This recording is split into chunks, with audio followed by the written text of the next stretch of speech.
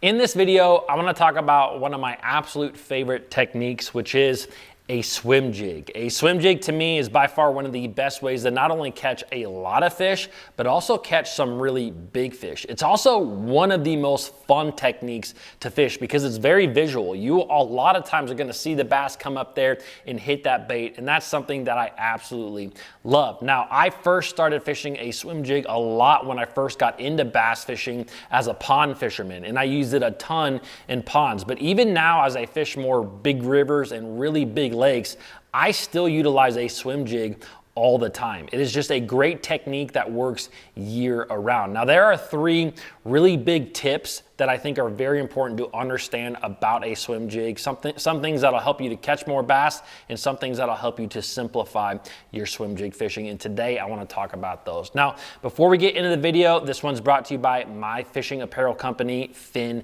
Fishing. Guys, I have some exciting news. If you haven't heard, I just got 4 brand new solid colored sun shirts in. This is something that you guys have been asking for, so I went out and I got some. So I have 4 different colors, and right now for the month of May 2024, I am running a special. If you buy one of the USA made sun shirts, no matter if it's a solid color or the other pattern colors, you will actually get a free tri-blend t-shirt. This to me is the most comfortable t-shirt that you will ever wear. Everyone that has had them say the exact same thing. So whether you're just lounging around the house, doing yard work, watching football, eating mac and cheese, whatever it may be, that t-shirt is awesome. So all you got to do, add the sun shirt to cart that you like, add the t-shirt that you like to cart. It will automatically discount at checkout. That's a $20 t-shirt, absolutely free. So I'm only running this for another couple of weeks, so take advantage of it and you can really help support this channel.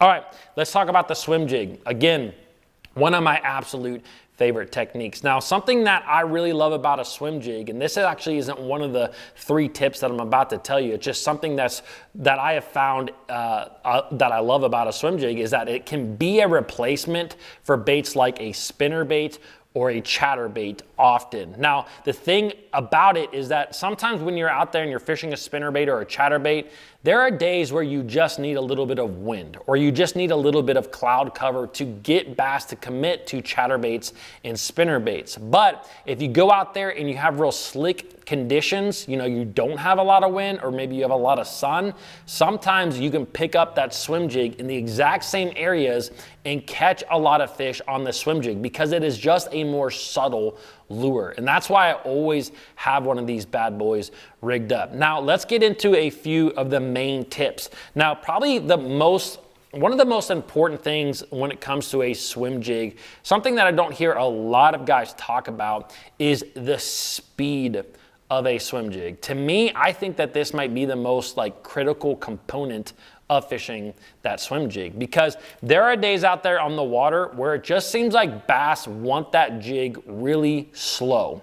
And I think that there are also days on the water where they will only react to it if it is coming really, really fast. So there's not always an exact science to this. It's just something that you have to experiment with. Some days you just might notice that more fish are coming up on it when it's really slow or when it's really fast. So just pay attention to those things. I know a number of years ago I was fishing a swim jig.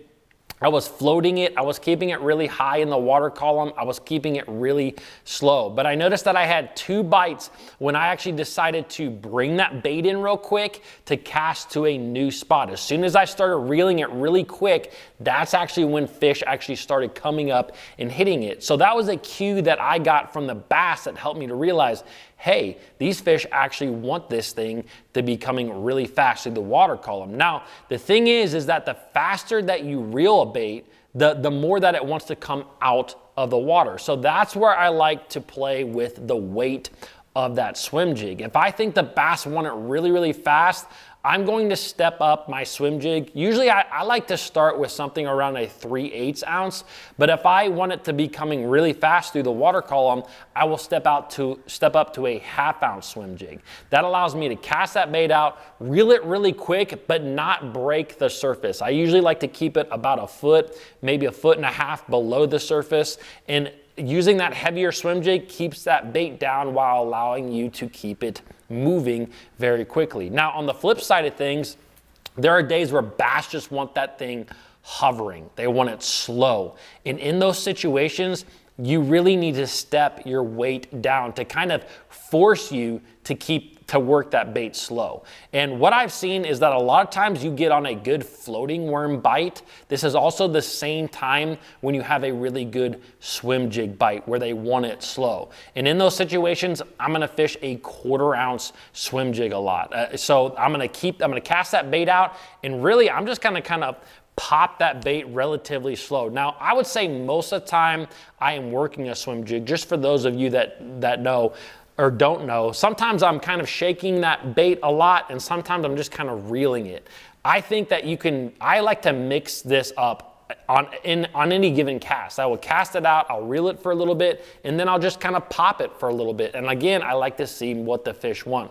But with that 1/4 ounce bait, you just want to keep it just below the surface of the water, popping along, and man, that's one of the most fun bites because they do tend to smoke that thing. So really think about the speed when you're out there fishing a swim jig. I think that it's really, really critical. Now, the next thing that I want to talk about when it comes to fishing the swim jig is the trailers, because I think that the trailer is very critical on your swim jigs. I think that it's even more important a lot of times than like fishing a regular jig, because I think that often when we're fishing a regular jig, there are days where it just doesn't matter what you have on the back of it, a bass is going to pick that thing up. Now, with using different trailers, the first thing actually kind of relates to that first tip I gave you, which is the speed of that bait. Trailers out there, depending on if you have a crawl style trailer or a swim bait style trailer or whatever you're using,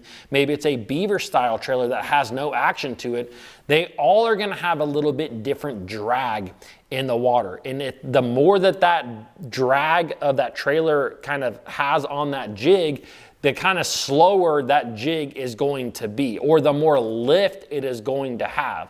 So it's just something that you have to pay attention to. I don't always believe that a certain trailer will get you more bites than another. I just think that there are days where again, relating to the speed of it, if you have a big trailer on there, it's going to slow that bait down, and that sometimes can be good, but also it can be bad. Now, the other thing when it comes to a trailer is that the dirtier the water, the more action I want in those trailers. You know, if I'm fishing clear water, sometimes I've actually found that if threading on like a beaver style bait, something that actually doesn't have a lot of flip-flopping action, can actually be a really good subtle presentation. That bait just kind of comes through the water very naturally, just like a bluegill or a different bait fish, and it just kind of comes up on a bass. It kind of just shocks them all of a sudden. So a lot of times in really clear water, I don't like baits or trailers that have a lot of action. Now, when it comes to dirty water, if I'm fishing pretty muddy water, I typically use a crawl in muddy water, and I like ones that thump pretty hard. I mean, a chigger crawl is a good thumping crawfish. A rage crawl by Strike King is a good thumping crawfish. X-Zone Lures has an adrenaline crawl. It has a really good thump to it as well. So in dirtier water, I like to have a little bit more thump. In clear water, I tend to like something a little bit more finessey, not so thumpy, not so much action.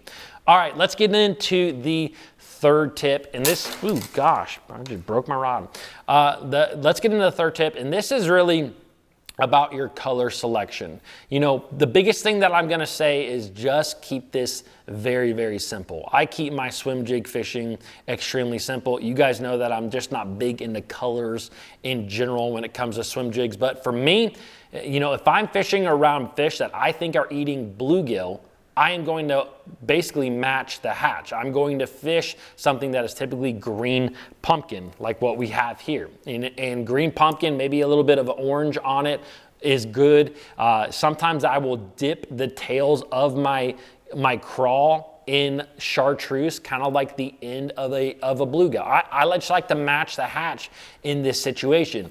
If I'm fishing around bass that I know are eating shad, I'm gonna go with white. I'm gonna go with white. Now, if I'm fishing really dirty water, I like those opaque whites where it's hard to see through. And if I'm fishing clean water, I like the translucent whites, the ones that are more kind of shad colored, a little bit not as easy to see.